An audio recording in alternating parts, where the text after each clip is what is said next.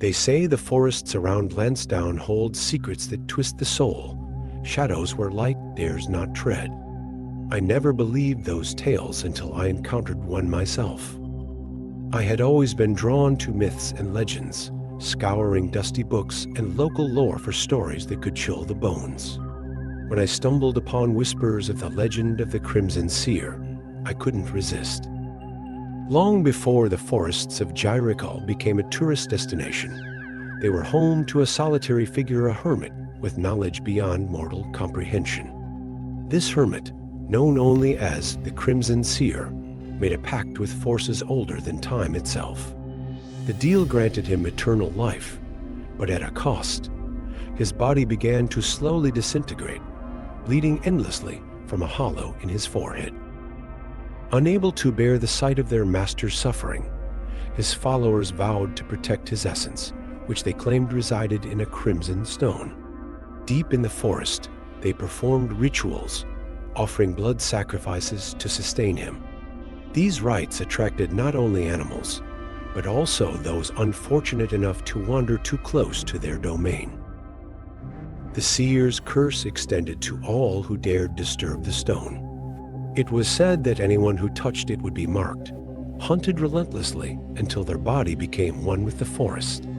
The trees would absorb them, and their minds would be driven mad by the seer's whispered hymns. Our group set out to document this legend, brimming with excitement. We were close, like family. The kind of bond forged through years of shared jokes, late-night conversations, and unwavering support. Neha was our leader, always brimming with energy and ideas. She had this knack for pulling us into her wild plans, some ridiculous, others brilliant, and we followed without question. Akil, our self-proclaimed filmmaker, was the life of the group, constantly cracking jokes and capturing our antics on camera. Ria, quiet but insightful, balanced us out with her thoughtful observations. Samar was the glue, the steady hand who kept our chaotic group grounded. And me, I was just happy to be part of it all, happy to belong. When we first arrived in Lansdowne, spirits were high. The forest seemed more enchanting than eerie, its beauty distracting us from the tales of curses and disappearances. Even Monty, Neha's quirky parrot, added to the laughter, mimicking our voices and squawking out the occasional sarcastic remark. We were invincible, or so we thought. We hired an older guide, Mr. Sharma, to lead us to the existing lodge deep within the forest. Though he was hesitant at first, the promise of money softened his resolve. "I'll show you the way," he said, voice low. "But don't go too far. The deeper you go, the less the forest will let you leave," but we insisted. We were here to uncover the truth, and a few ghost stories wouldn't deter us. At first, the forest seemed ordinary, just a maze of twisted roots and towering trees. But as we ventured deeper, an unsettling stillness settled over us. No birds sang, no insects chirped. The only sound was our own uneasy breathing. Then came the hymn. Faint and distant at first, it rose and fell in an unearthly cadence. We froze, straining to locate its source, but the melody seemed to come from everywhere at once. Akil shrugged it off as the wind, but the look in his eyes told a different story. By late afternoon, we stumbled upon an abandoned temple. Inside, a crimson stone rested on a pedestal. It was no larger than a football, but its color was unlike anything we'd seen, a deep, unnatural red that pulsed like a heartbeat. Despite Mr. Sharma's protests, Neha decided it would be the perfect centerpiece for our documentary. "We'll put it back," she promised, before he headed back to town, leaving us at the lodge. But we never did. That night, the scratching began. Soft at first, like nails brushing against the walls of the lodge. We laughed it off as animals. It wasn't. Morning came, but Neha didn't. Her bed was untouched, her shoes still by the door. A faint trail of blood led from her window into the forest. Monty, normally chattering away, sat silent in his cage. After Neha went missing, everything changed.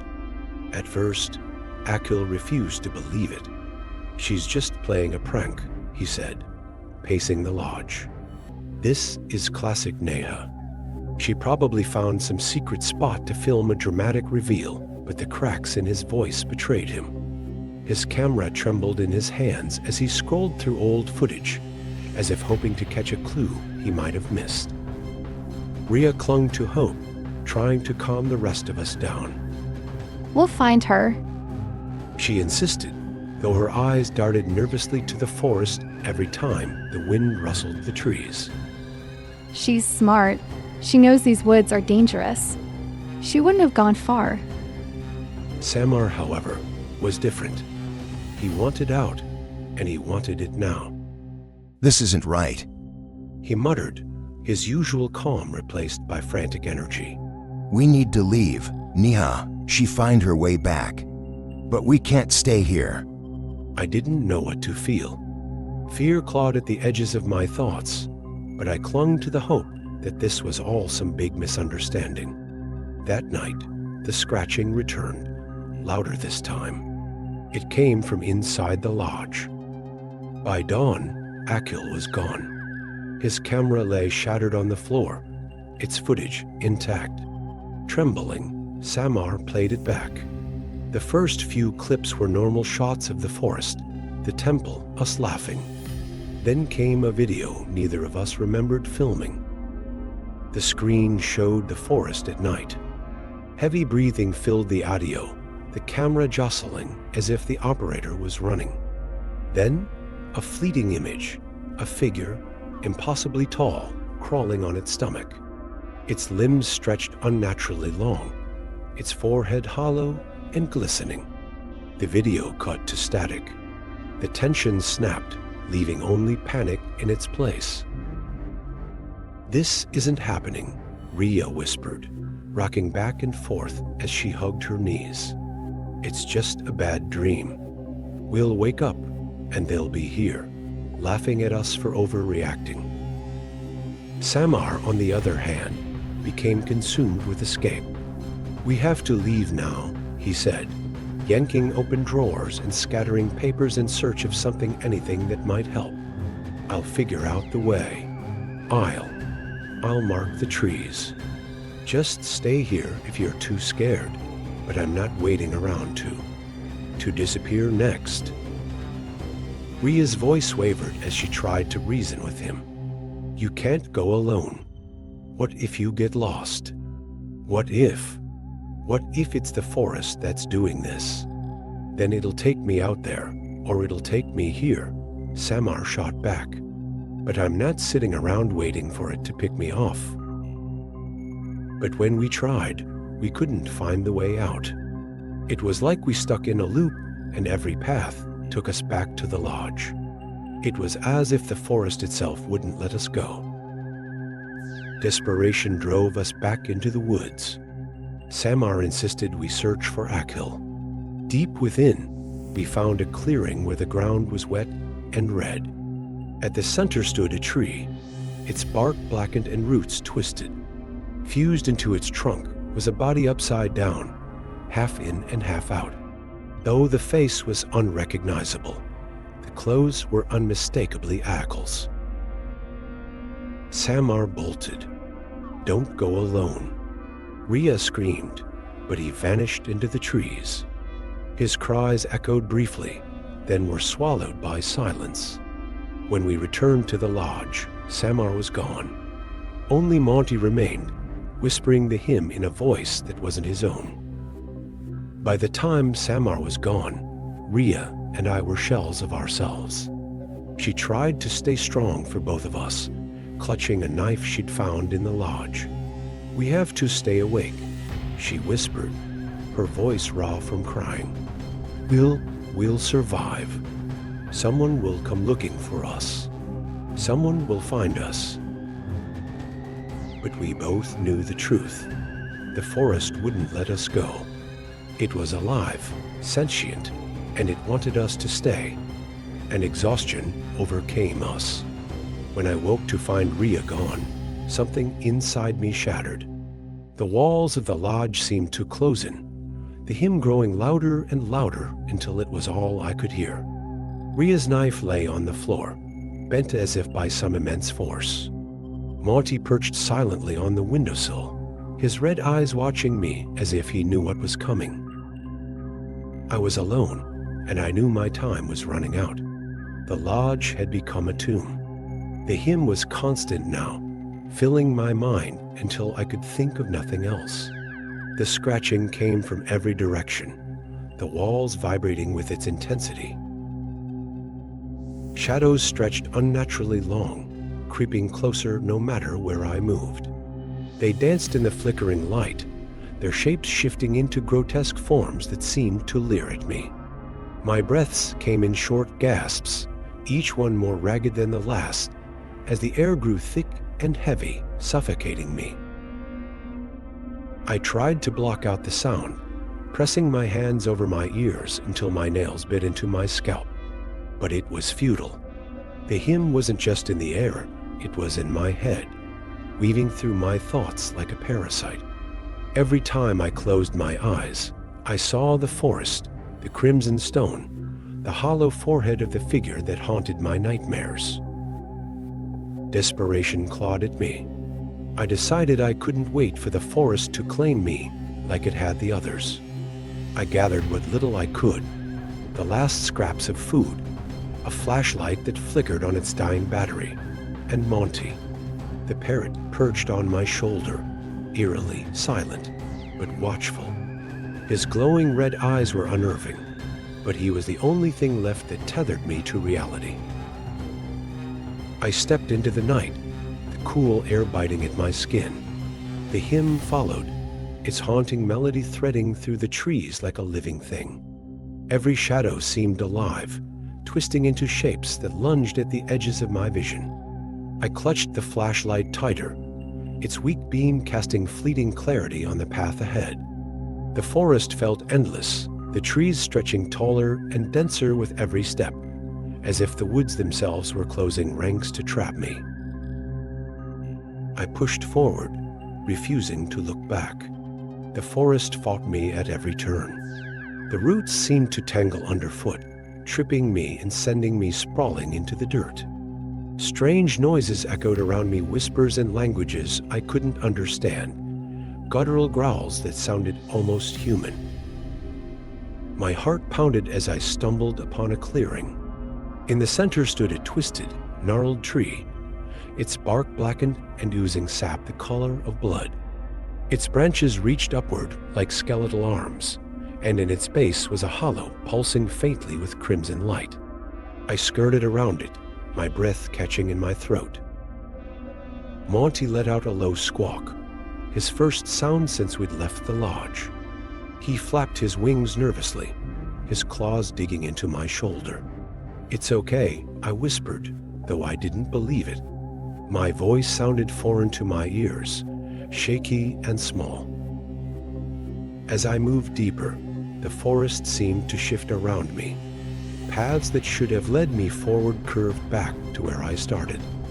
I turned sharply, only to find myself facing a tree with bark that bore deep, jagged carvings, symbols that matched those I'd seen on the floor of the lodge. They pulsed faintly, as if alive. I felt my pulse sync with them, a sickening rhythm that pulled me closer despite myself. "Stay," a voice whispered, so close it felt like it was inside my head. I spun around, the flashlight beam slicing through the dark, but there was nothing. Only the trees, looming and silent. I pressed on, refusing to stop, but the forest had other plans. The hymn grew louder, drowning out even my thoughts.